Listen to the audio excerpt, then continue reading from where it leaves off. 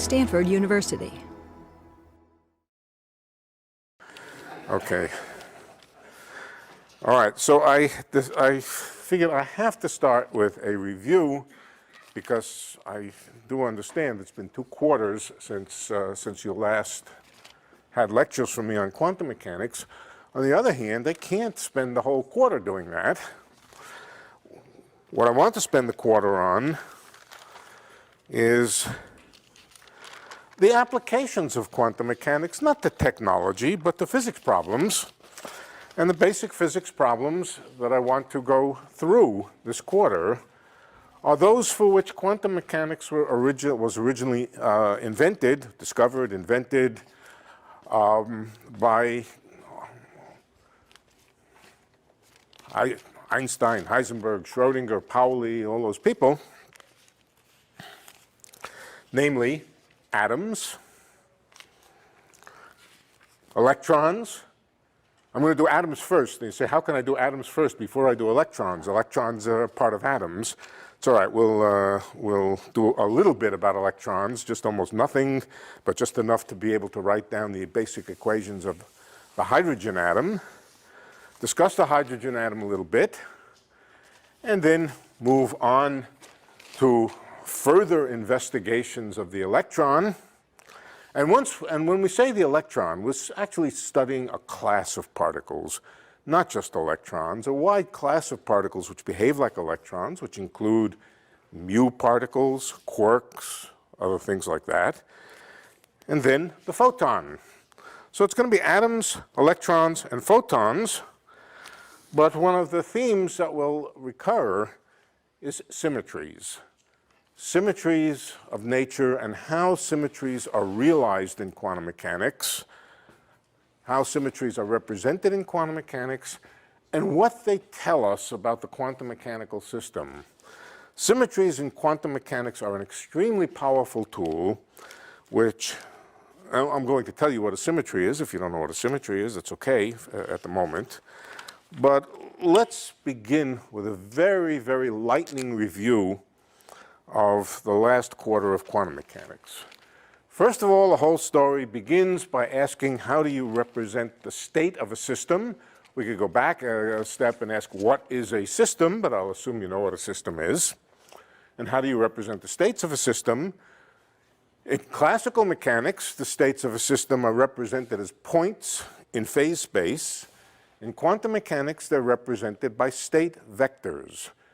The idea of a vector is not a vector like a pointer in space pointing in a certain direction in space. It's an abstract notion. You can add vectors. You can multiply them by constants. And the mathematical structure of a state vector is a mathematical vector in a vector space. The vector space is not 3-dimensional, except in special cases. It could be any dimensional. So we represent states by state vectors, and the symbol for a state vector is Dirac's ket symbol, ket, K-E-T, which is the latter half of the term bracket, like bracket or bracket. Every state can be either represented by a ket vector or by a corresponding bra vector. Together, we often put them together to form a bracket, or a bracket. The bra vectors are in one-to-one correspondence with the ket vectors, and you should really think of them roughly as being the complex conjugates, in the same sense as complex conjugates of complex numbers. Complex numbers are ubiquitous in quantum mechanics, and so are complex vectors. So state vectors are represented by, or states are represented by state vectors. The state vectors, well, we could say a little bit more, but if I were to say the whole thing, of course, we would then go through the entire quarter, so I won't. In addition, there are observables, things that you measure. Measurables or observables. In classical mechanics, there are also observables. They're the things you measure. But we don't spend a lot of time talking about their mathematical structure. We just assume you know what I'm talking about when I say position of a particle is measurable, or momentum of a particle, or the energy of a particle, or whatever. In quantum mechanics, we have to be very precise what we mean by an observable. And observables are represented by linear Hermitian operators. I'll label them with, what are these? Let's see. These are Greek letters. What kind of letters are those? English? Roman? Latin? I don't know. By Latin, It's capital alpha. Yeah, it's true. It's capital alpha. Okay, but Latin letters are representing observables, and they are Hermitian operators that act on the vectors. Hermitian, for our purposes, translates or is the quantum mechanical equivalent of real. Real as in real or complex or imaginary. They are the real operators, which are equal to their own Hermitian conjugate. Every such operator in the space of states is called an observable, and presumably there is really a way to observe it. The eigenvalues and eigenvectors of these Hermitian operators play a special role. So let me just remind you, what is an eigenvalue and an eigenvector? If you have a Hermitian operator, you can search for vectors. Let's label the vector. Let's label it little a, or better yet, alpha, since we want to label it with a Greek index. Let's label it with an alpha, and A, being an operator, can act on alpha, and alpha is an eigenvector of A if the action of A is just to multiply the vector alpha by a number. In this case, I'll use a redundant notation, the same notation for the eigenvalue and the eigenvector.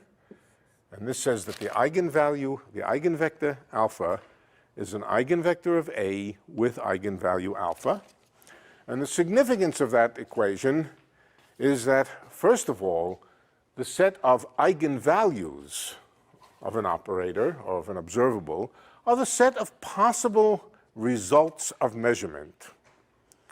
If you have a quantity which, when you measure it, can take on the value 1, 3, and 7, then the eigenvalues of that operator are 1, 3, and 7, and so forth. The eigenvectors are the state vectors of the system for which, if you make a measurement, the answer is definite, not statistical, determined, deterministic, and the answer to the measurement is alpha. Okay, so I assume you all remember this. I'm doing this mostly to just refresh your memory. Okay. Now, the particular systems we're going to be discussing mostly in this quarter are systems of particles. Particles are largely characterized by saying they're things which have a location in space, an ordinary location in space. For example, if space is one-dimensional, then a particle is a thing which has a coordinate x. It's located somewhere as an x. If space is three-dimensional, then particles move around. They have x, y, and z, and so forth. Let's write formulas for the case of one dimension, but I'll tell you what to do for 3 dimensions in a moment. Okay. Oh, sorry, let's come back. One point that I need to emphasize. For every bra and every ket, let's call the bra, let's call it phi. It is not necessarily the particular bra that goes together with psi, with the ket psi. For every pair like that, there is an inner product. There is a number. That number is in general a complex number, and it is represented as the inner product, and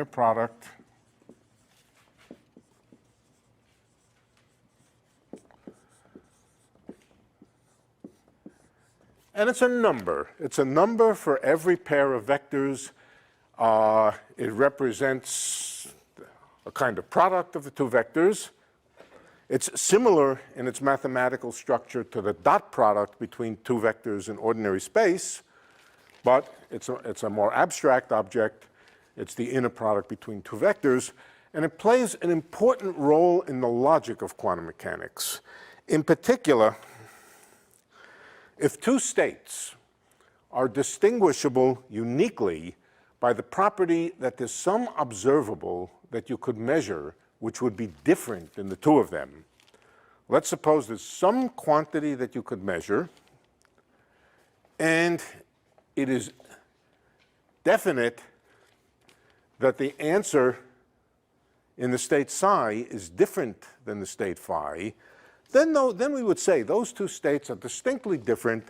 There's no chance of confusing them. There's a measurement you could do to distinguish them. Then those states are said to be orthogonal. Orthogonal means physically identifiably different, and mathematically, it's the statement that the two vectors have inner product equal to 0. So orthogonality is a fundamental property of relationships between vectors which says that they are different. You can't confuse them. Well, you can confuse them, but you shouldn't confuse them. Okay. Now, when it comes to particles, the most important observable is the position of a particle. And so let's just discuss particles moving on a line. The line is the x-axis. The location of the particle is just a value of x, and obviously x should be thought of as an observable. Okay. In particular, there are states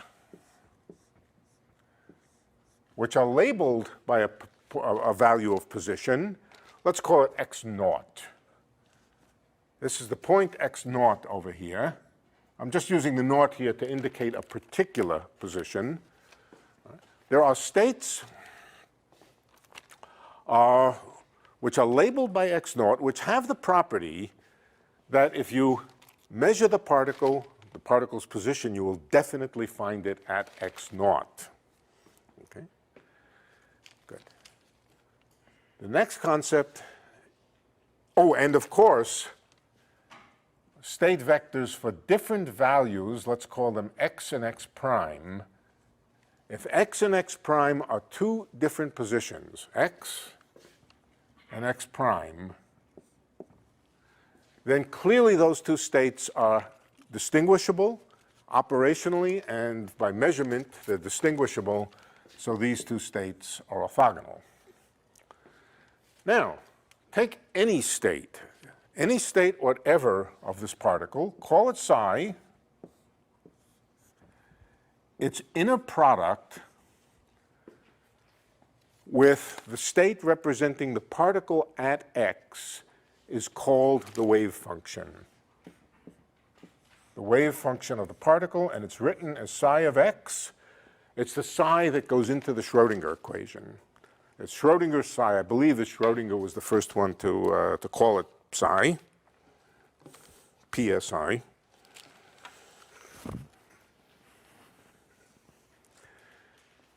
And the meaning of the wave function is closely related to, but not the same, as the probability that the particle is at position x. Psi of x is an arbitrary function. Well, it's not completely arbitrary, but let's say it's some function. What does it represent, psi of x? Psi of x is closely related to the probability to find the particle at position x, but it's not quite that. The probability itself, let's call it p of x,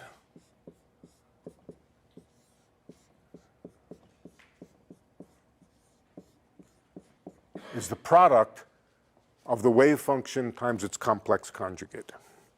The wave function times its complex conjugate is positive. Any number, any complex number times its own conjugate is always positive. Probabilities are always positive. Psi of x's are generally complex numbers. They can be positive, they can be negative, they can be imaginary, they can be whatever you like. So it would not make sense to say that psi is a probability, but it does make sense to say psi times psi star is a probability. Good, all right, that's the most important property of a particle, that it has a position. It has eigenvectors which represent particles of known position. And we can construct, of course, a position operator. A position operator just multiplies psi of x by x itself, by x. All right, so that's the idea of position. The other important observable for a particle, there are many, of course, there are many observables for a particle, but the other particularly important one is called the what? The momentum. The momentum. In classical mechanics and in quantum mechanics, positions and momenta come together. Oh, before we do that, I should discuss the issue of a particle moving not just in one dimension. What happens if a particle is moving in 3 dimensions? In other words, like a real particle. Then it has 3 observable positions, the 3 components of its position, namely x, y, and z, if you like. But since you can rotate axes, you can just think of the position as a point in 3-dimensional space. In that case, we would just think of x here as a point in 3-dimensional space. We could fill it out. We could fill out the equations by saying there are states which represent particles at known locations in 3 dimensions, x, y, and z. This represents a particle located at a point in 3-dimensional space, over here, x, y, and z, and the rules would be similar, very similar. The inner products of x prime, y prime, z prime,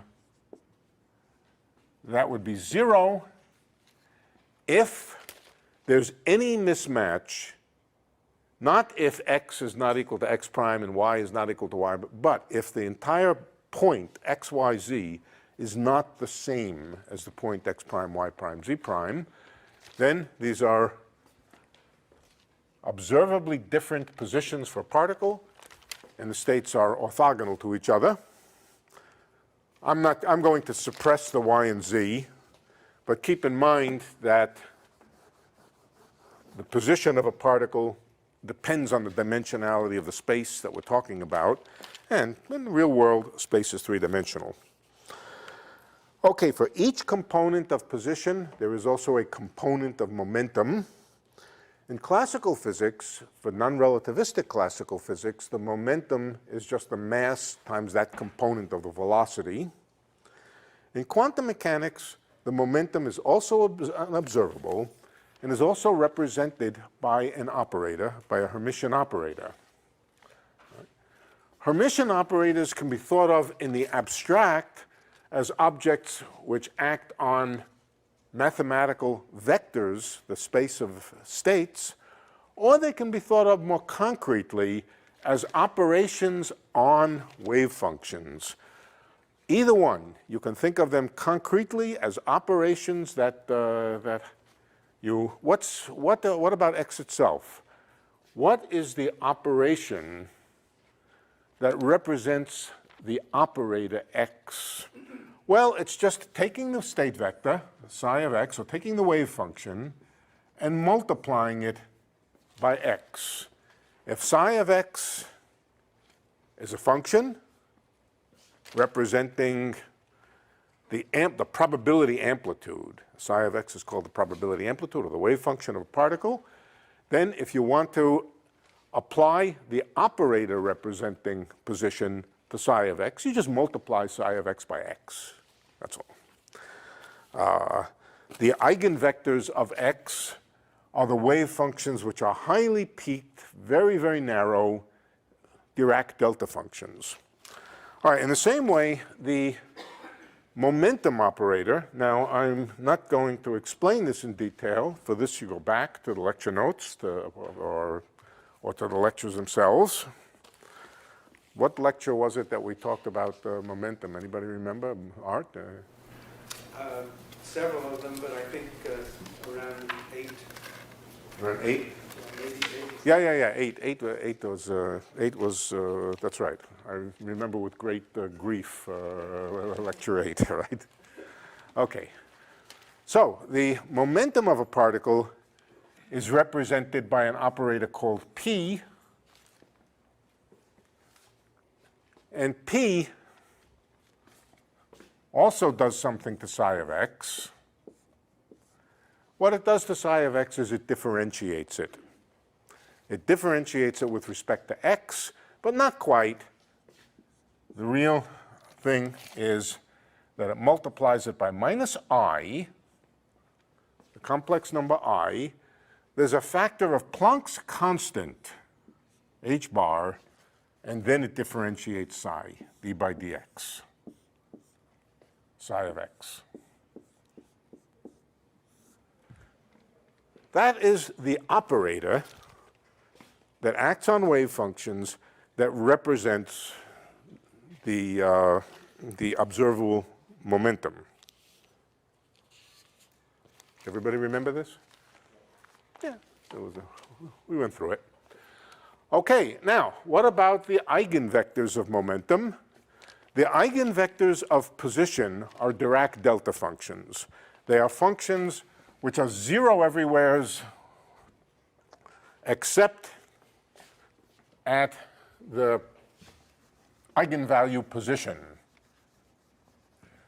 In other words, the eigenvector representing a particle known to be at x naught is a function which is zero everywhere except at x naught, where it's very high and very narrow.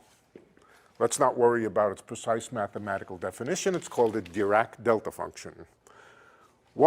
And it's not too hard to believe that if the wave function of a particle is so concentrated at a particular point that the probability for finding it is zero everywhere except at that point. That, of course, makes sense. Now, what are the states for which the momentum is certain? In other words, what wave functions correspond to particles with definite momentum? And those are gotten by solving the eigenvalue equation. The eigenvalue equation is that P, whatever it is, in fact, we know what it is.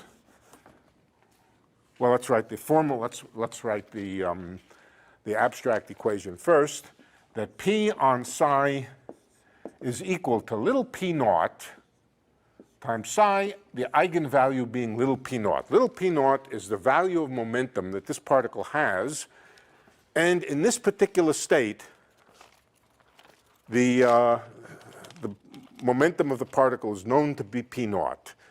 This equation translates, just replacing p by minus I h bar d by dx, minus I h bar d psi by dx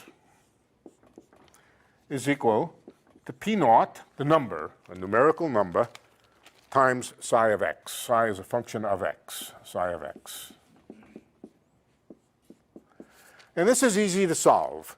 This is one of these equations which says that the derivative of something is proportional to that same thing. Derivative of psi, apart from a numerical number, the numerical number we could get rid of the I h bar on this side, it would reappear on this side. This is the equation of the type that represents an exponential. The derivative of something is proportional to the something itself, and the solution of it is e to the I p naught x divided by Planck's constant.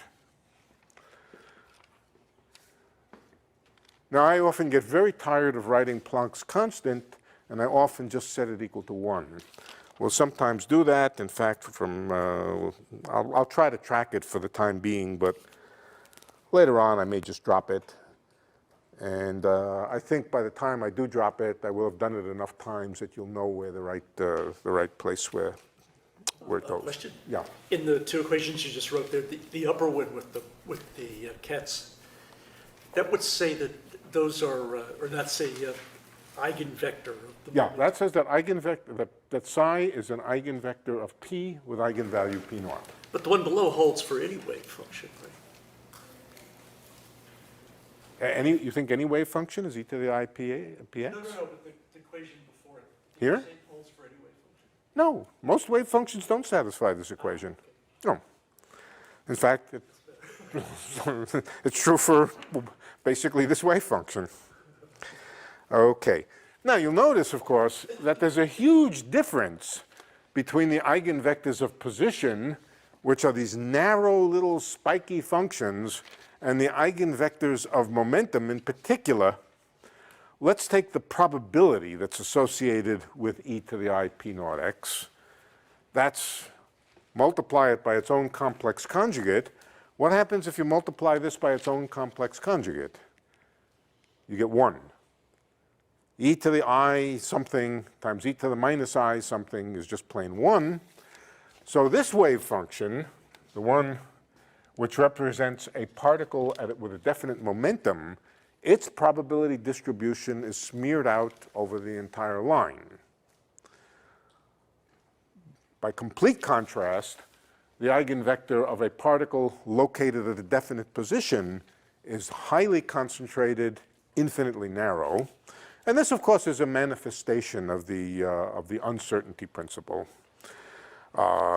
If you know the momentum of a particle, then its position is completely uncertain.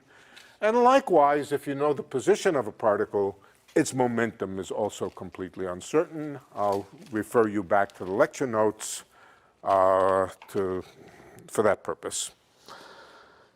That's basically quantum mechanics in a nutshell. Question, please. I'm a little bit confused. I thought you said this, we know it's P0, Yeah. so it's known. Yeah, the momentum is known. The momentum is known. Moment. Right. But then when you try to calculate the probability of this, No, the probability for position. Given that the momentum is p naught, now an experimenter is going to do an experiment not to check its momentum, but is going to do an experiment which measures its position. Two different kinds of experiments. and that was phi of x. Phi of x is the Sorry. the probability amplitude for position. That's right. That's right. If the argument, that's right. That's correct. Now, there is also a notion of an amplitude for finding different momenta, and I'll just remind you that's connected to Fourier transforms of psi of x. But I'm not going to do that now. If we need Fourier transforms, we'll come back to it. At the moment, Fourier transforms and the momentum representation, this is called the position representation. The representation of state vectors by psi of x's is called the position representation. There is also a momentum representation, but it will take us too far afield right now. Question? Yes. What is the probability of the position? So in other Psi words, star psi of x. if the psi function, the wave function is the Dirac delta function, and what is it when you multiply that, when you get its probability, what does that look like? It looks like the square of a delta function, which is just higher than the delta function, but it's concentrated at the origin. It's concentrated at the origin, and we have not talked about normalizing wave functions, making the area under here equal to 1. That's a thing that we want to do, and but as I said, I hesitate to go into any given thing too deeply because we'll wind up doing the whole class again. Yeah. So these state vectors are all represented by column vectors, is that it? You can represent them by column vectors, in other words, but it'd be a little awkward to represent psi of x by a column vector. X takes on a continuous infinity of values, whereas the column vector is useful for a quantity which takes on some discrete set of values. So you can think of it formally in your head as some kind of continuous column vector. That's for the ket vectors, and the bra vectors you can think of as row vectors. Okay, but when we need that, I'll remind you. By then you will have gone back and studied the lecture notes, and you won't need it. Okay. Next thing, how do things change with time? Things do change with time.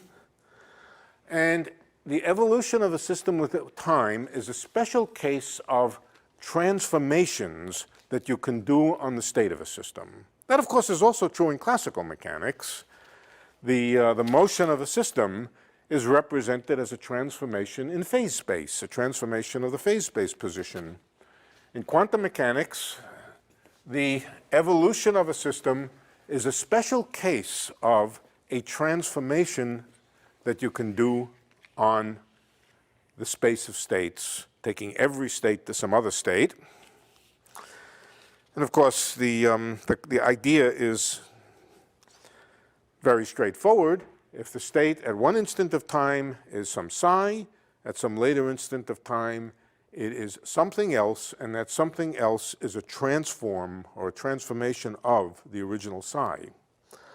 There are some rules in quantum mechanics about the nature of that transformation. Oh, that transformation depends on the amount of elapsed time. Okay? If the amount of elapsed time is very, very short, then you would expect this transformation to practically be the identity transfer. In fact, let's go back. If the amount of time that's elapsed is 0, then of course the transformation is completely trivial. It just gives back the same state. You can say in that case that the transformation was just the identity operation on the state vector. But more generally, the time evolution is characterized, or the time evolution operation, let's now call it operator. It is an operator in the sense of operators. It's an operator, but it's an operator which depends on the amount of elapsed time. So let's give it a name. It's usually called U.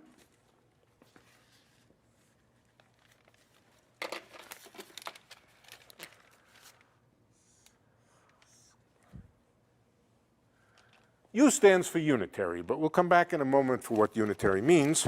And it's parameterized by an amount of elapsed time. And it's such that when it acts on a state at a given instant of time, it takes you to the state at an amount of time t later. So for example, if it acts on the state, whatever the state happens to be at time t equals 0, then it will give you psi at time t. It just updates the state. If it acts on some state which happens to represent things not at time 0, but let's say at time t1, then it takes you to the state at time t1 plus t. In other words, it represents the evolution of the system from t1 to t1 plus t.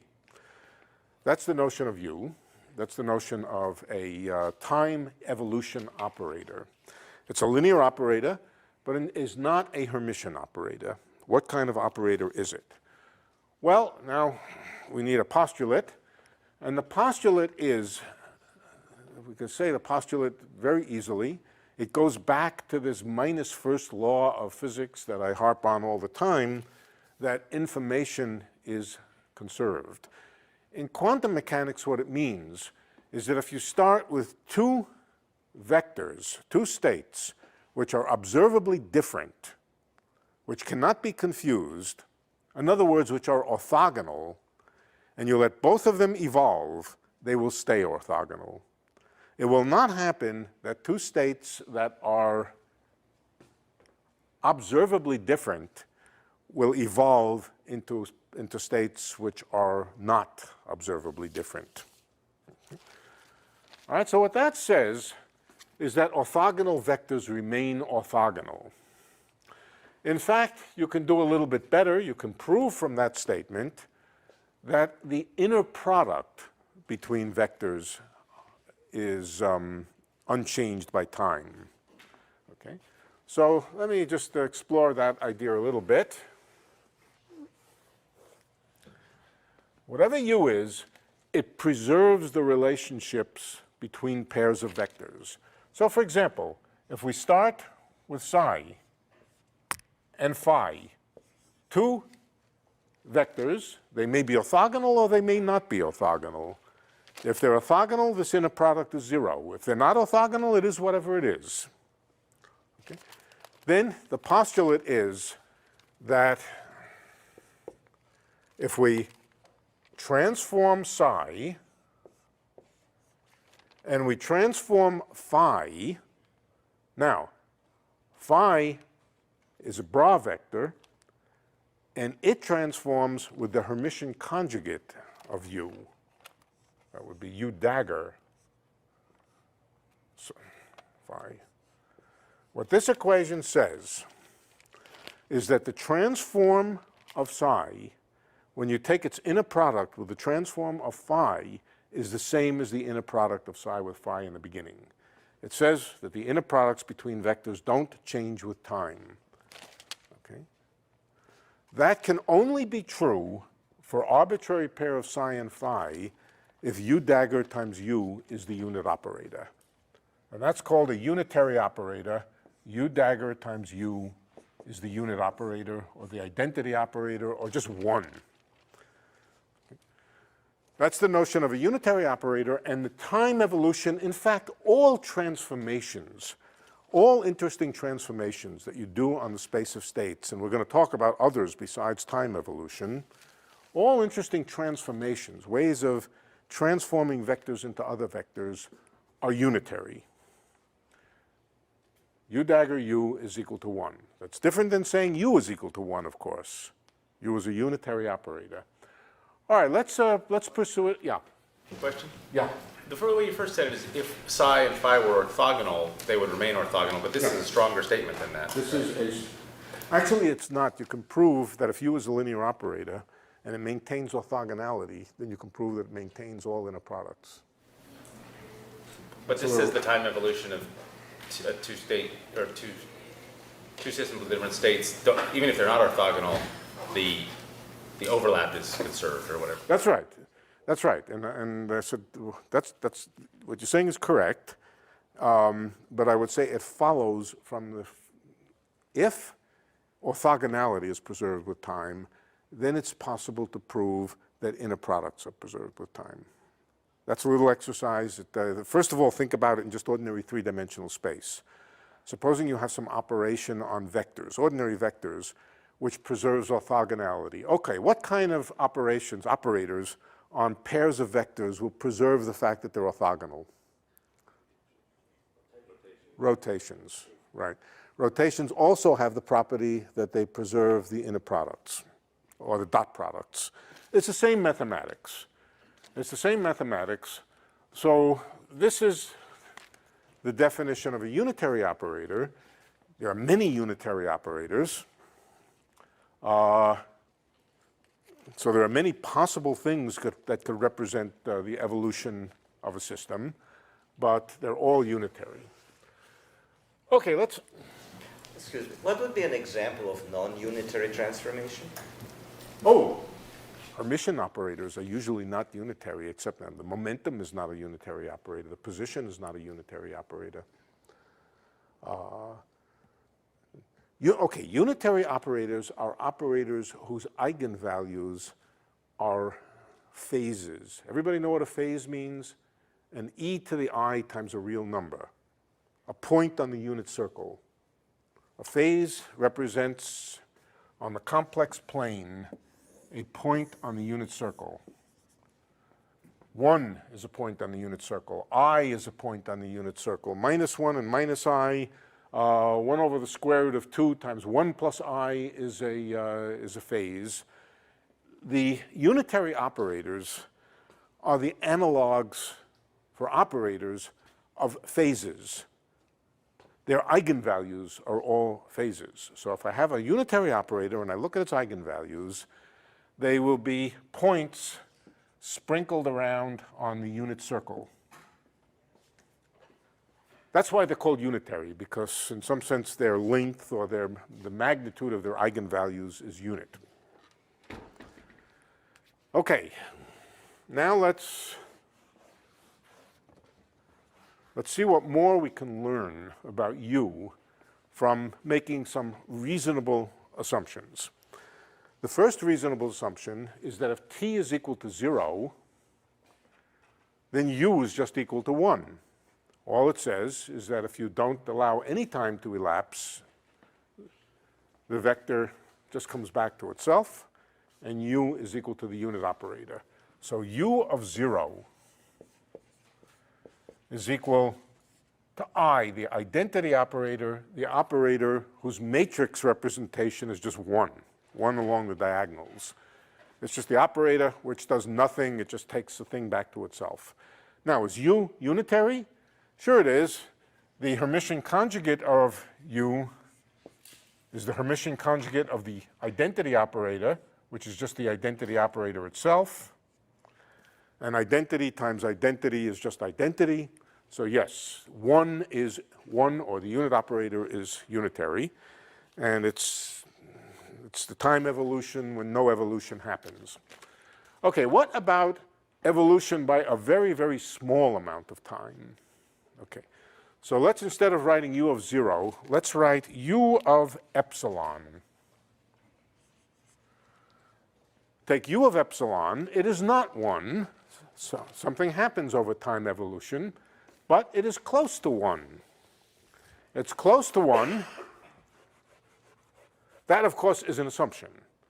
That's the assumption that systems evolve continuously, that they don't make radical jumps over very, very short periods of time. And it is an assumption. It's an assumption, ultimately, which is justified by experiment. All right? So that says that u of a small time epsilon, if we were to expand it in small epsilon, would be 1 plus something proportional to epsilon times an operator which is a finite operator. The smallness of epsilon is represented by epsilon here, times something which I'll temporarily call h, but it's a wrong identification. In a minute, we're going to change it. Okay. Let me not call it h. What's another letter? Give me another letter, quick, quick. F, G. No. G. G. F, G, H. Yeah, G, good. All right, so u is of this form. There's nothing wrong with this. This is a correct thing. The only question is, what do we know about G?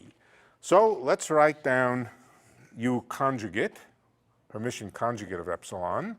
That's equal to 1 plus epsilon times G conjugate, the Hermitian conjugate of G. And now let's multiply these together and insist that the answer to leading order in epsilon is just 1. Okay, so that will say that 1 plus epsilon G dagger times 1 plus epsilon G is equal to 1. Looks a little queer. 1 times 1 is 1. So what's left over? What's left over is epsilon times G dagger plus G, and that must be 0. To order epsilon, working to order epsilon, the condition that u is unitary is the condition that G plus its own Hermitian conjugate is equal to 0. In other words, getting rid of the epsilon, that the conjugate of G is equal to minus G itself. Operators with this peculiar property, do you know numbers that have that property? You know any number that has the property that it's minus its own complex conjugate? It is true, but there's a wider class of them. Pure imaginary things. So this is the analog of G being pure imaginary. If we multiply it by I, it becomes Hermitian. This is called anti-Hermitian. Hermitian is when G dagger equals G. Did we write that someplace? Yeah. A equals A dagger is unobservable. G dagger equals minus G. We can fix that very simply. Just define G dagger to be, now do I want plus or minus? I always forget. It always takes me a minute or two to, I want to write 1 plus I epsilon h. But I think the right answer is minus. That's a, Whether you put a plus sign or a minus sign here is a convention, complete convention. It defines H. This one becomes 1 plus I epsilon H, H dagger.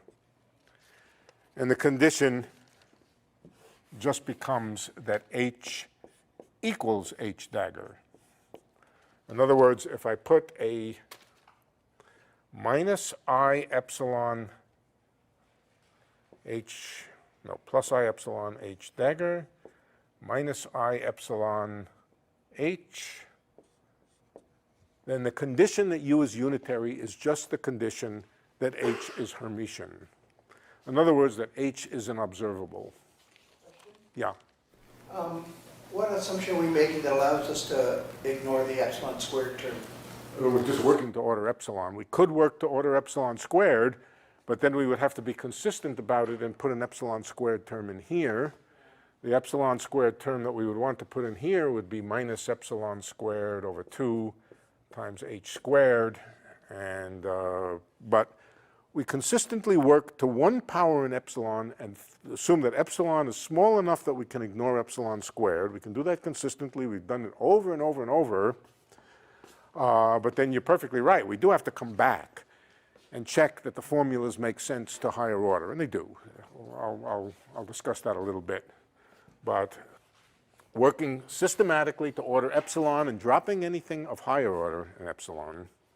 I just wondered if we were following the details of it, we'd have to say that H is approximately Hermitian or something like that. Yes. No, well, okay. With this definition, you would say H is approximately Hermitian, but notice that epsilon factors out of both sides of this equation. So once it's factored out, it just says that H, no, I think the thing which is approximate is this relationship here. Yeah. And I'll come back and tell you what to do all right. I'll tell you the right formula in a little while at some point. Okay, so what do we learn? We learn that the unitary time evolution, which contains a u of t, also is specified in terms of a certain observable that I've called H. H stands for Hamiltonian. It also stands for Hermitian, but it stands for Hamiltonian. It is the Hamiltonian of quantum mechanics. And so we come to the conclusion that there exists an H, we will call it the Hamiltonian, and it is related to the time evolution for small time intervals by 1 minus I epsilon h. What is the general equation if epsilon is not small? Incidentally, if epsilon is not small, we might want to call it t. We might give up calling it epsilon. Epsilon is usually reserved for a very small quantity. We might try writing u of t, but this wouldn't be right for large times. It wouldn't be large for large times. Let's see if we can improve it a little bit.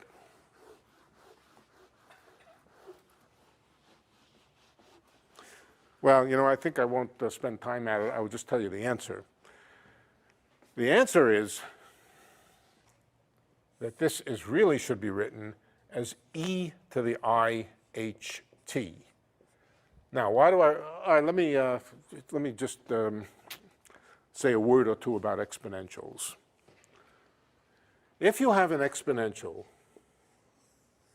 e to some small number, and let's just call the small number epsilon, where epsilon is small, times an ordinary number, and let me call the ordinary number little h. Epsilon times h is a small number. Okay? For very small epsilon, e to the epsilon h is 1 plus epsilon h. Does everybody know that? That's the formal Taylor series expansion of keeping only the first term, assuming the second term and higher terms are negligible. Okay? Now, supposing you want to make epsilon a little bigger. instead of just epsilon, I want to take e to the 2 epsilon times h. E to the 2 epsilon times h is just the square of e to the epsilon h. E to the 2 times something is just a square, so it's equal to 1 plus epsilon h squared. Supposing you do this over and over and over, which incidentally is equal to 1 plus 2 epsilon h plus epsilon squared h squared. All right. But this is still an approximation. This was an approximation to this. This is still an approximation to this. Here's a theorem that if you do this over and over enough times, let's say n times, e to the epsilon times n times h, such that epsilon times n is finite. In other words, epsilon times n, epsilon is an infinitesimally small number, but I do it enough times so that n times epsilon is a finite number, namely t. I do this over and over. What happens? Excuse me, let me go back. Let's do it this way. 1 plus epsilon h, and I do this a number of times, a large number of times n, such that n times epsilon equals t. What do I get? Anybody know? It's a binomial expansion, but it's also a construction of the exponential function. Okay? It's a rigorous theorem that as epsilon gets small and n gets large, in such a way that n times epsilon is kept fixed, this just becomes e to the ht. Say it again.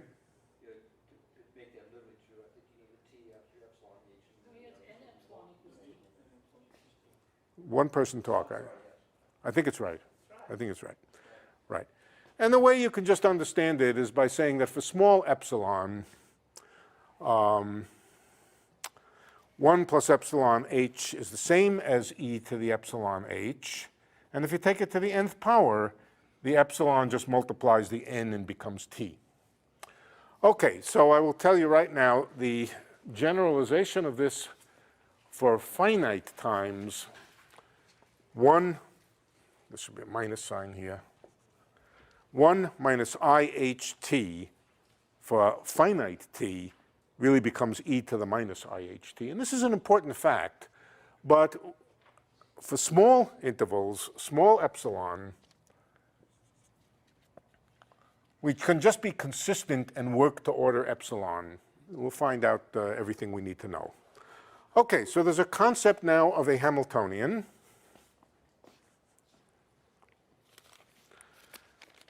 Let's see if we can understand this equation a little bit better.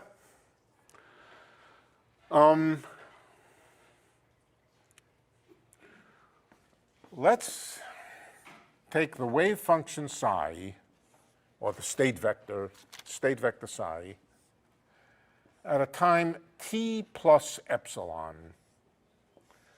I'm starting at time t with a certain wave function, and I'm allowing it to change over a tiny time interval. What is the answer to this? The answer to this is that it is equal to e to the I h epsilon times psi at time t. Well, let's just see what I did. Minus or plus? Sorry, minus here.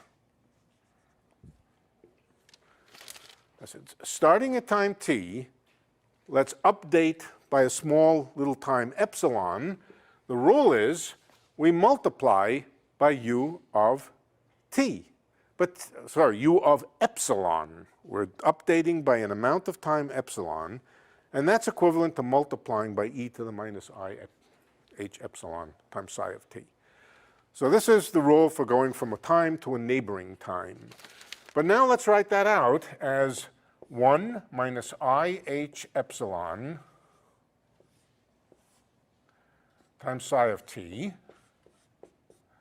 And let's write this side, I'm not going to forget the, okay. Yeah, okay, yeah, let's put them in. And this one here is psi of t plus epsilon. Now let's multiply out. 1 times psi of t is psi of t, but let's take that over to the left-hand side. That'll give us psi of t plus epsilon minus psi of t, just the term coming from 1. The term coming from 1 will give us the difference between psi of t plus epsilon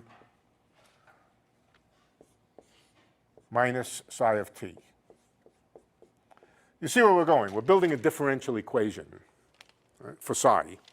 Psi of t plus epsilon minus psi of t is just equal to minus IH epsilon psi of t. And finally, divide by epsilon.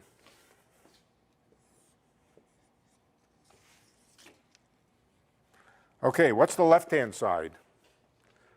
The left-hand side is the time derivative of the state vector psi. And the right-hand side is just minus IH psi of t. Okay, so that leads us finally to the Schrodinger equation.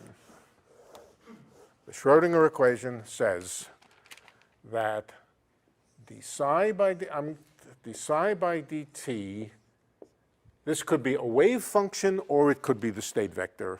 I will leave the notation a little bit abused. I won't bother writing the ket vector here.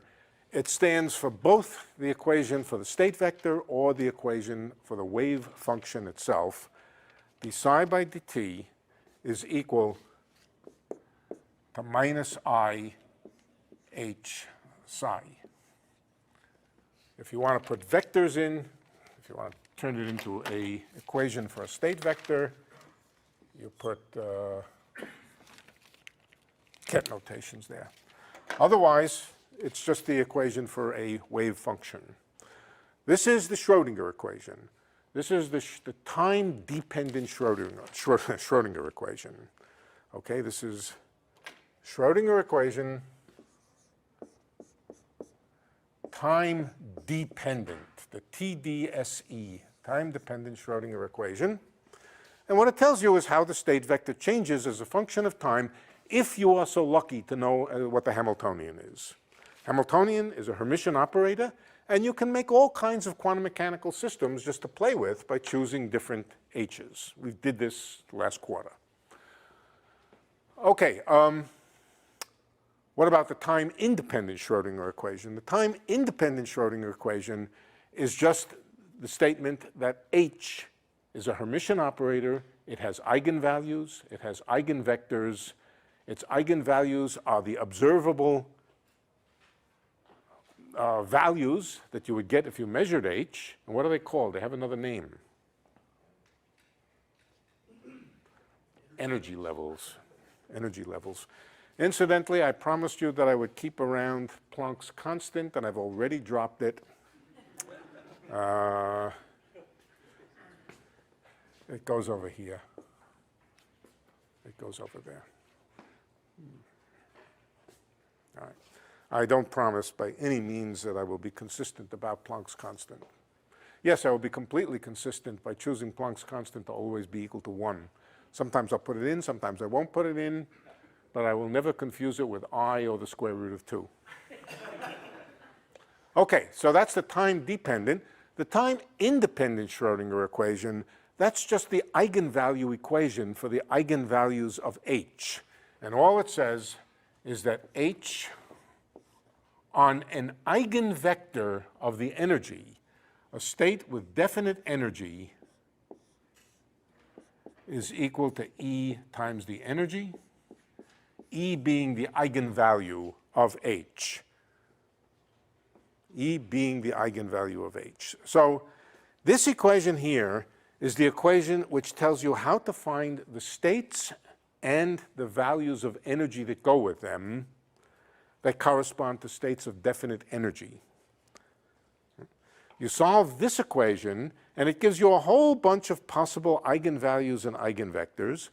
Those are the eigenvectors and eigenvalues of the energy operator. Okay? And again, we went through this. We did some examples last 2 quarters ago. On the other hand, this equation tells you how the state vector changes with time.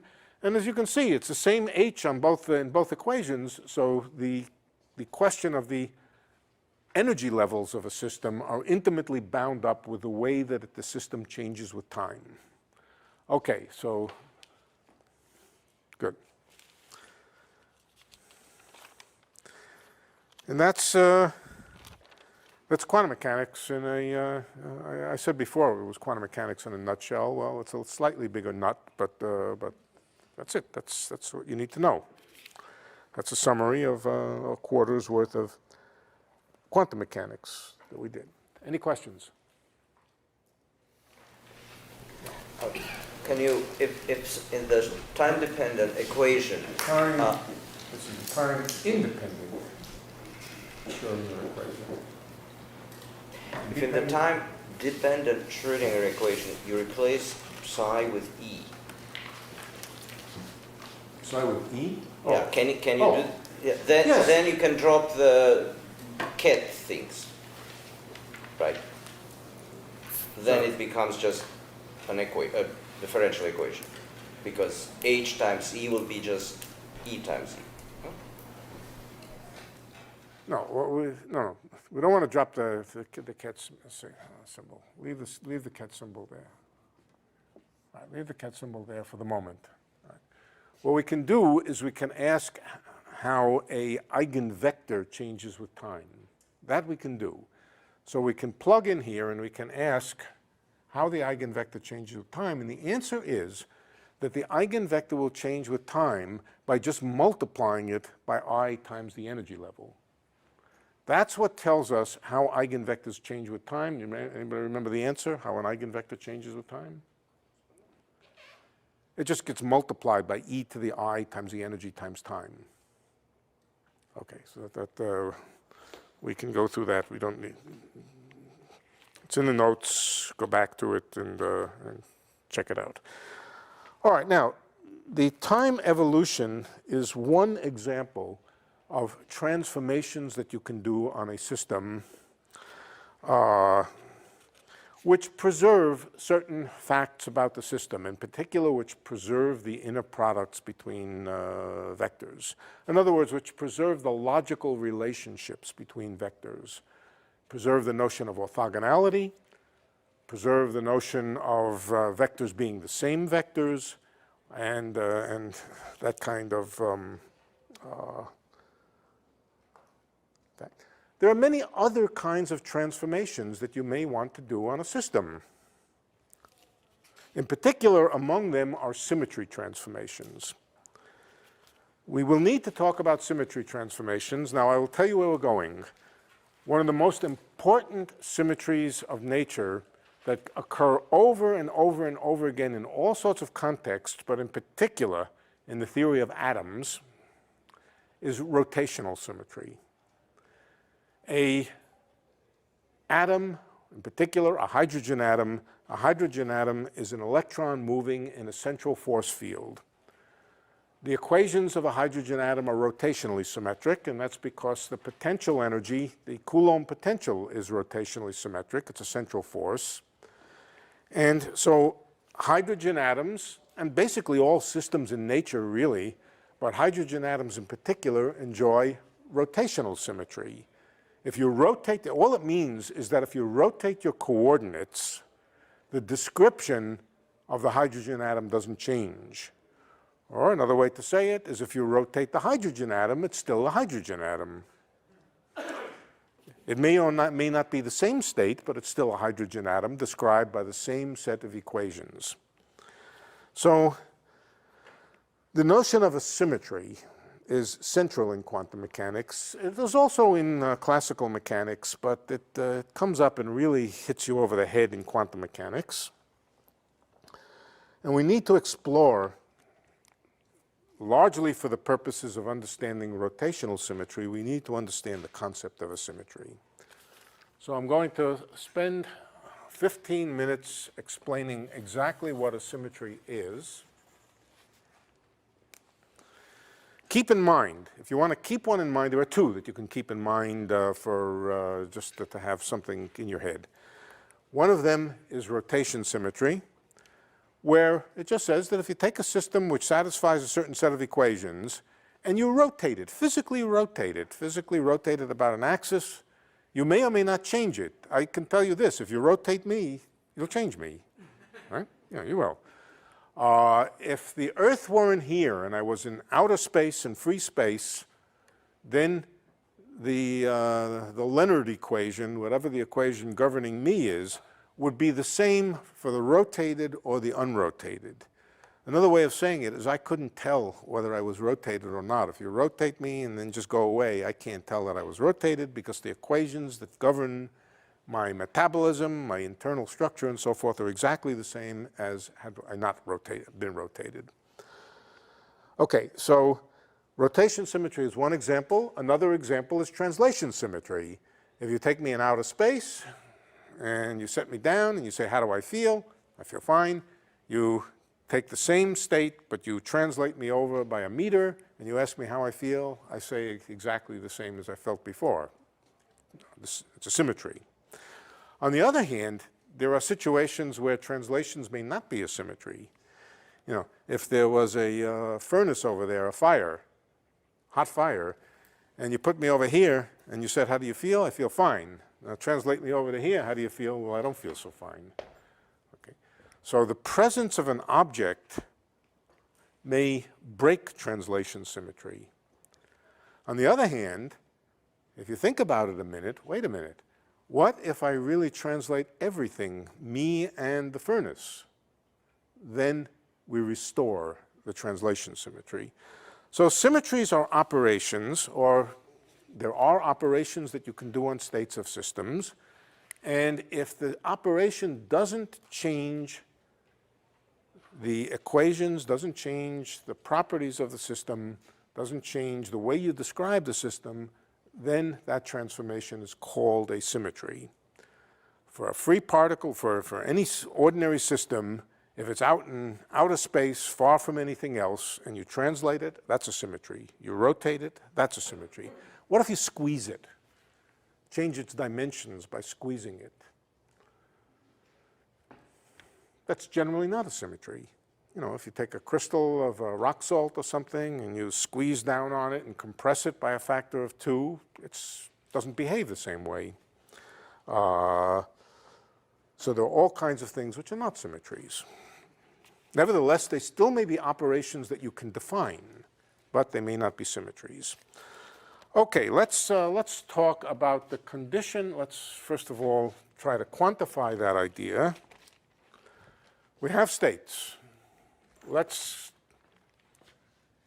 generic or typical state of the system that we're interested in is called psi. We're going to do an operation on it.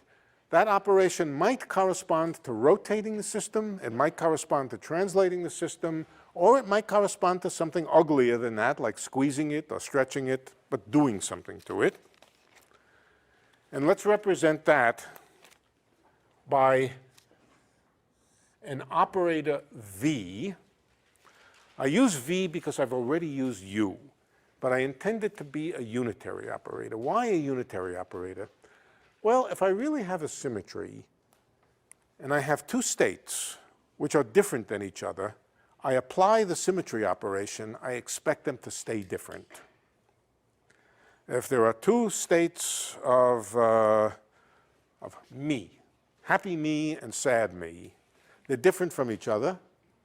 They're observably different. There's an observable that you can measure, the happiness operator, and they're different.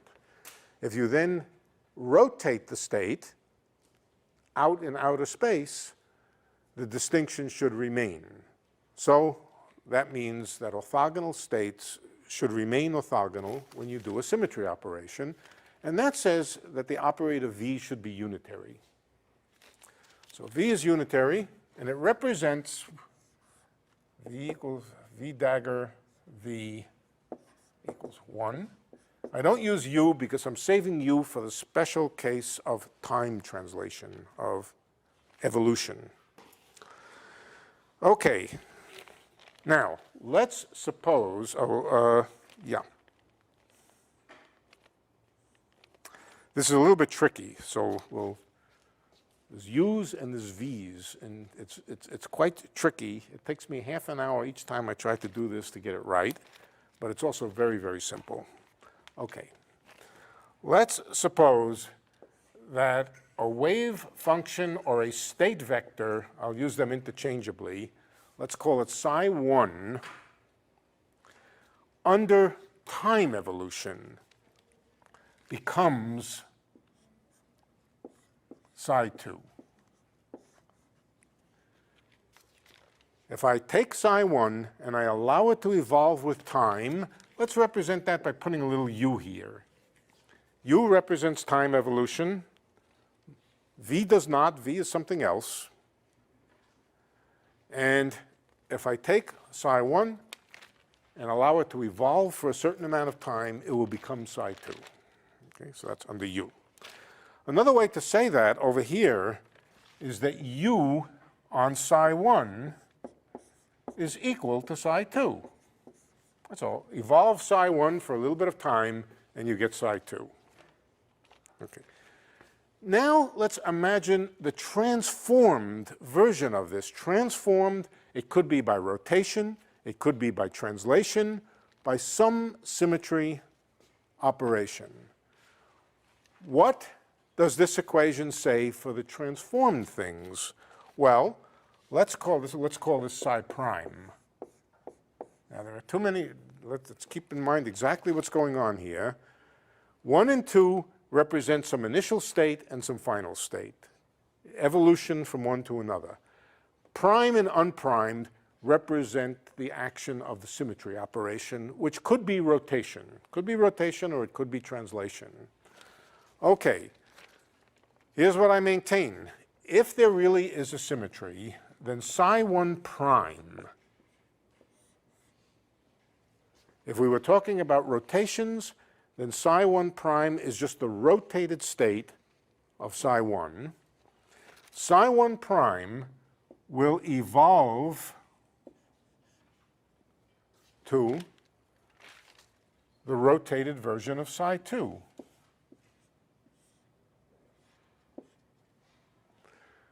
Let's see what that says, okay? If I evolve myself over a period of time, and I'm in some state, and I get some other state, I go from happy to not so happy, then when I rotate myself, I should also find under the same evolution that I go from the rotated happy state to the rotated not so happy state. That's what it really means to have a symmetry. That the evolution of the transformed state behaves the same way as the original state. It's a little bit tricky. Okay, let's see if we can make an equation out of this now. Yeah, okay. So the first row here is just the equation that psi2 is u psi1. That's what this says. The second equation, let's go to the second equation. To go from unprimed to prime, you multiply by v. So the second equation here says that v, it says that, I'm sorry, this always confuses me.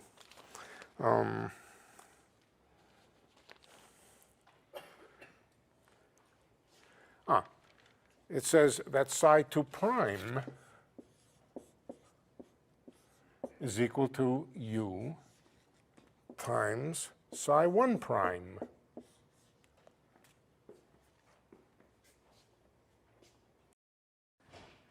To go from 1 to 2 is time evolution. To go from unprimed to prime is v, is the symmetry operation. All right, so psi1 prime is v times psi1. All right. So we have u v times psi 2 is u times psi 1 prime, and psi 1 prime is v times psi 1. Okay? That's the right-hand side.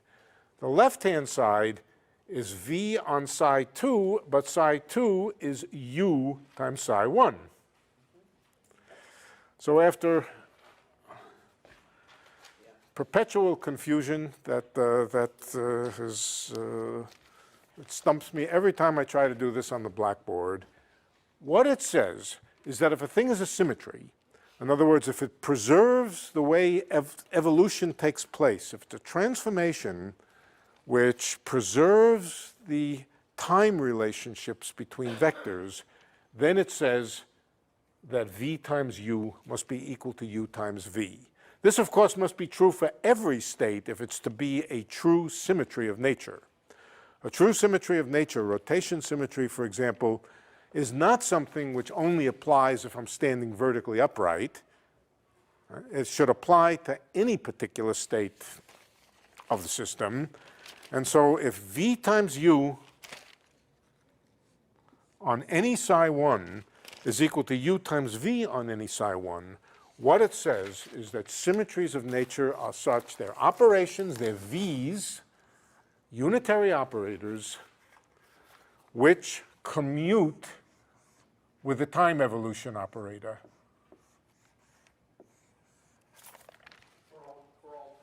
For all? Yes, in fact, for all time. We'll see, it's enough for it to be true for one time, and it will be true for all time. But yes, that's correct. Okay, so unitary operations, things you can do to the state vectors which preserve orthogonality, which commute with the time evolution operator, are symmetries that preserve the evolutionary relationships. So physically, you're saying you can rotate and then wait, or you can wait and then rotate. Exactly. The words are very simple and they make perfect sense. And yes, that's exactly what it says. Okay, so how do we identify symmetries? We look for operations which commute with a time evolution operator. Now, remember that the time evolution operator is itself, let's take the limit of a small time evolution just to analyze it a little bit. This says, well, first of all, yeah, okay, it says that v times 1 plus I epsilon h, 1 minus I epsilon h, 1 minus I epsilon h, is equal to 1 minus I epsilon h, this is the first order again, times v. I'm just expanding it out. The first order is good enough. It gives us everything we really want to know. First of all, v times 1 is equal to 1 times v, so those cancel. And what it says is that minus I epsilon vh equals minus I epsilon hv. Or canceling out the minus I epsilon, it says that v commutes with the Hamiltonian. Okay, let's cancel out these things. The minus I epsilons. A symmetry is a unitary operation which commutes with the Hamiltonian. Okay. Any unitary operation which commutes with the Hamiltonian is a symmetry, and any symmetry is a unitary operation which commutes with the Hamiltonian. That's very abstract. That's extremely abstract. And in order to appreciate it, we have to do a couple of examples. We'll do some examples in a moment, but let's just focus on that. That unitary operations on the space of states which commute with the Hamiltonian are symmetries. What limited us to unitary and v? What's that? What limited v to being unitary? What limit? Sorry. What requires that v is unitary? Oh, yeah. A symmetry, whatever a symmetry is, it preserves logical relationships between the vectors. So it's an assumption. It's an assumption that the symmetries of nature take orthogonal states to orthogonal states. Okay. That seems plausible. A symmetry should not take two states which are distinctly different from each other and act on them to give states which are not distinctly different from each other. You wouldn't call that a symmetry. You could say mutually exclusive. Yeah, mutually exclusive things should stay mutually exclusive. Right. Okay, so we now have an abstract mathematical definition of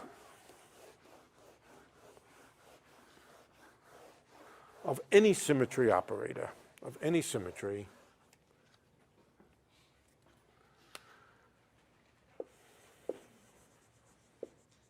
This will become much clearer when we do some examples. Symmetry, commutator of H with V is equal to 0. That's what it says. Do you remember from 2 quarters ago what the commutator of a thing with the Hamiltonian is? The time derivative of it. Yeah. So what this says is that whatever the operator V is, it's conserved. Conservation of a certain quantity, in this case V, meaning that it commutes with the Hamiltonian, is the same as saying there's a symmetry. You've seen this before in classical mechanics. What's the connection between symmetries and conservation laws called in classical mechanics? It's called Noether's theorem, right? It's much simpler in quantum mechanics. It's much simpler in quantum mechanics. We don't need any fancy Lagrangian or anything else. All we need to know is that time evolution commutes with the symmetry operation itself. And that can be read in 2 different ways. It can say that doing the symmetry operation, well, it says what it says. It can be read 2 different ways, but they both say the same thing. Okay, so now let's go one step further. There are different kinds of symmetries. Let me give you some examples of 2 different kinds of symmetries. There are discrete symmetries and there are continuous symmetries. Let me give you an example of a discrete symmetry. Think about reflection in a mirror. Reflection in a mirror takes a right hand to a left hand. Okay? That's the mirror image of a left hand as a right hand. That's a discrete operation. It takes left to right, but there's nothing sort of in between. It's just a discrete operation, left to right. Let me give you another example of a discrete operation. Let's suppose we have a pair of electrons, or a pair of particles, and they happen to be the same kind of particle, a pair of electrons or a pair of protons. Then if I take the 2 particles and I interchange them, whatever the state is, I interchange one particle with the other particle. That's a symmetry. Why? Because the particles are of exactly the same kind. A proton over here and a proton over here is the same as a proton over here and a proton over here. That's just interchange of them. Those are discrete operations. Discrete operations means that there's sort of nothing in between. Or let's say heads and tails. Just say heads and tails, a head and a tail. If the coin happens to have no markings on it, whether it's heads or tails, and you turn it over, then the physics of the coin and the flipped coin are exactly the same. Those are discrete operations. By discrete, I mean in distinction to continuous operations, and continuous operations are like rotation in space.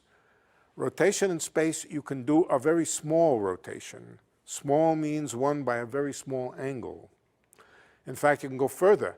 You can say that every rotation about an axis can be built up by tiny rotations about that same axis.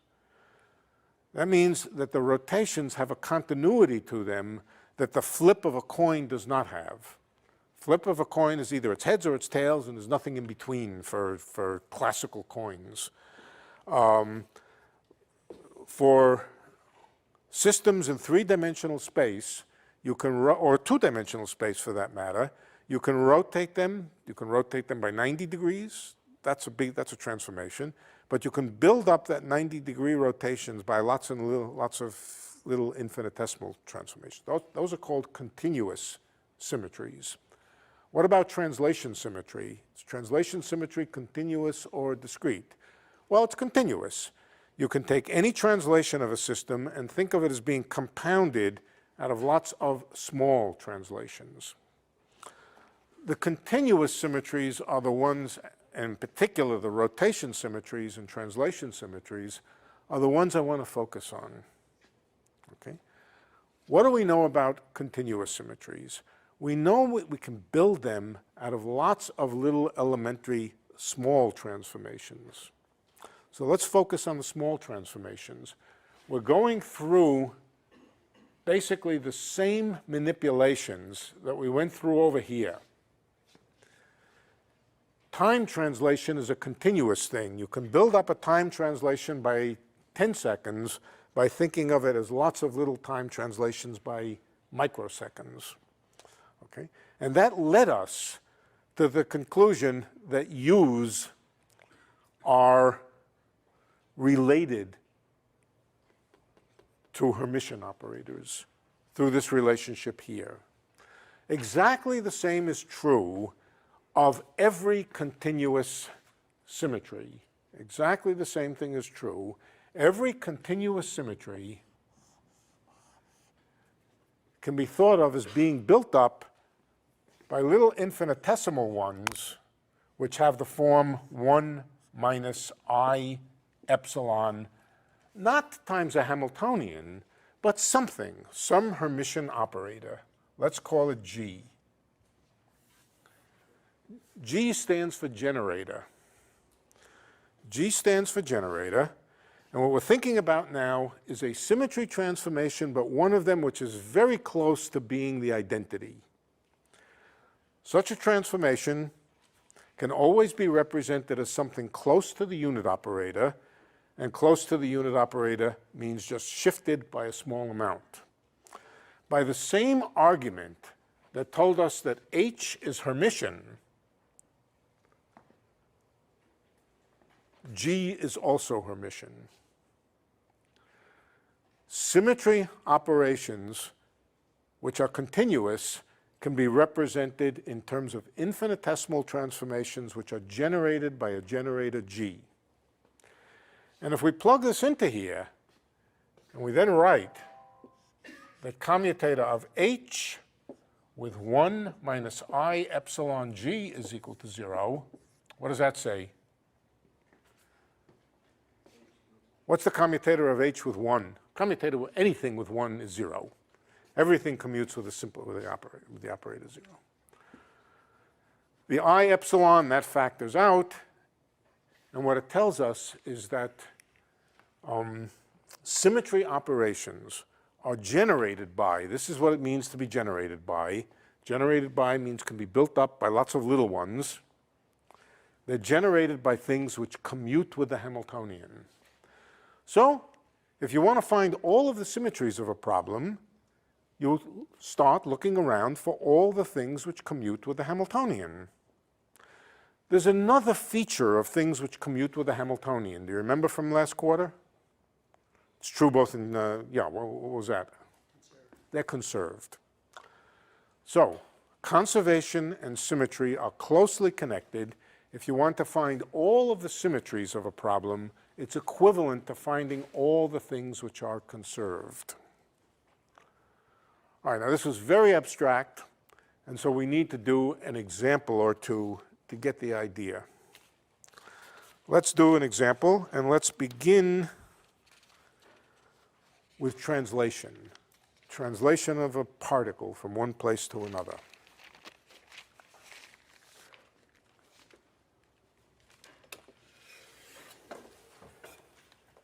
Okay. Translation of a wave function. We want to take a wave function. Here's a wave function. And we're going to move it a little bit. We're going to translate it to a new wave function. and we want to find out what operation does that. If we have a psi of x, what operation do we do to translate it to a new position? We're going to take that new position to only deviate by a small amount, by amount epsilon, but we know what the answer is. The answer is psi of x goes to psi of x plus epsilon. Epsilon now could be a large number. We're just translating by a large number, but specifically I want to think about the case of a small translation. Translation by a little bit. Okay?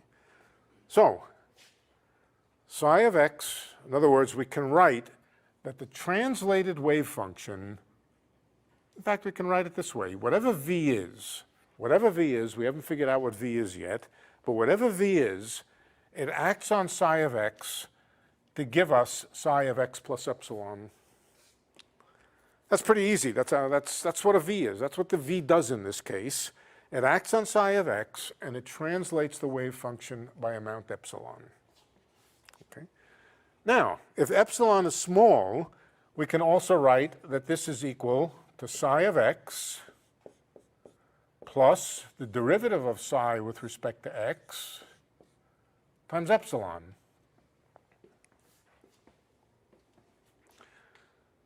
So, what v does, what v on psi does, is it gives back the same psi plus something proportional to the derivative.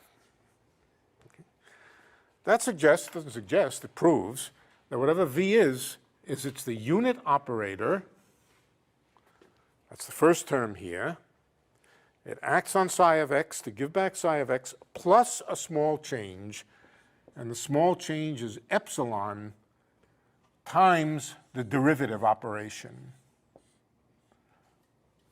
I haven't written on x, we could write on x times psi. V is an operator. It's the unit operator plus epsilon times the derivative operator. We can act on any wave function, and what it will give us is the wave function infinitesimally displaced. Okay? Now, what about d psi by dx? What about d by dx? d by dx is an operator. It operates on wave functions. It's a linear operator. Right? It's connected with the momentum operator. Remember the relationship. The momentum operator P equals minus I h bar d by dx. All right, so what do we want to do? We want to write, let's multiply by I, get rid of the I here, and divide by h bar.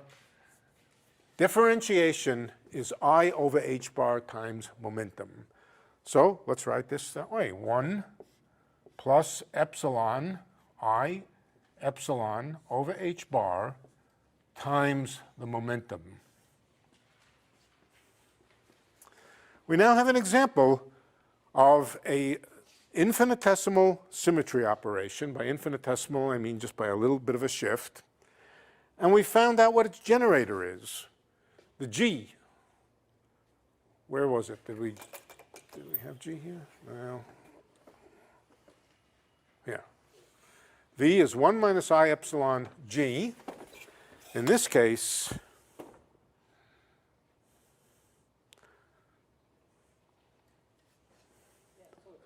I would have much preferred that I defined things so that this came out to be minus here, but You lost the minus sign. yeah. No, up to the Momentum right. definition. Yeah, The momentum definition. yeah, further Oh. to the right, further to the right. Upper right. Upper right. Yeah, this one, I think that's right. The minus sign. No, that's right. Like by minus I. You think this is wrong? No, It's right, right? So, let's see. So, I substituted. I think I got this right. Wait, sorry, did I? Yeah, that's right. Do you disagree with this? No, I think it's right. All right. Now, I think if I shift the wave function to the right, that's really putting a minus sign here. Yeah. Yeah, I made a mistake in defining a shift to the right. A shift, it looks like it should be x plus epsilon, but psi of x goes to psi of x minus epsilon. So this is actually a minus sign here. If you track that through, we will find out that there's a minus sign here. Yeah.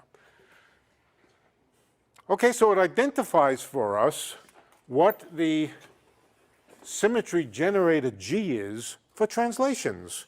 And what is it? It's the momentum divided by Planck's constant. Right? Momentum divided by Planck's constant, we can write that the generator of translations, here's the language, the generator of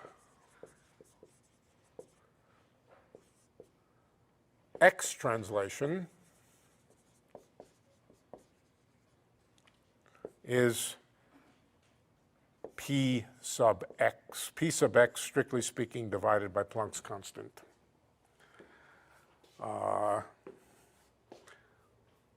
We can drop the Planck's constant. I will drop the Planck's constant. And as a matter of fact, the definition, the official definition, really doesn't have the Planck's constant in it. But there's an example. There's an example, P of x. Now, is P of x, is the momentum along the x-axis conserved? It depends on the Hamiltonian. It depends on the Hamiltonian. So let's write down a Hamiltonian. The Hamiltonian for a free particle, a particle moving in empty space with no forces acting on it, H, in that case, is just P squared over 2m. The momentum squared divided by twice the mass. If this is a one-dimensional problem, then it really is just px, just the x component of momentum. Does the Hamiltonian commute with px? Well, that becomes equivalent to the question of whether px commutes with px squared. Yes, every operator commutes with every function of itself. P of x commutes with P of x squared, it commutes with P of x cubed, it commutes with any function of P of x. So for a free particle moving along the x-axis, we first of all find that the momentum is conserved. And of course, we also have a translation symmetry. The translation symmetry is just the fact that the free particle will behave the same way wherever you start it. If you start it here and it gets to here, then if you change the starting point, everything will just translate. Okay, so that's an example. P is both a conserved quantity and the generator of translations. What if there are more directions of space? If there are more directions of space, then there are several symmetries. You can translate along the x-axis, you can translate along the y-axis, you can translate along the z-axis. In that case, the Hamiltonian becomes px squared plus py squared over 2m plus pz squared over 2m. And the translation symmetry along the x-axis is still just px. Translation along the y-axis, the generator is py, and so forth. And each of them commutes with the Hamiltonian. So this is an example of the connection between symmetries and conservation laws, which is very simple. The next time, it looks like we're about out of time, the next time we will do rotation symmetry. Rotation symmetry is much more interesting, it's much more involved, and it will bring us to the subject of group theory. There's some group theory here, but the group theory is completely trivial. The next time we will talk about rotations in space. And what's interesting about rotations in space is they don't commute with each other. A rotation about x followed by a rotation by y is not the same as a rotation by y, rotation by x. And that will give us the idea of non-commuting symmetries. Symmetries, collections of symmetries which don't commute with each other, and when we find those, they have power. They have real power to tell us about all kinds of physical properties of a system. Okay, so next time, rotation symmetry. For more, please visit us at stanford.edu.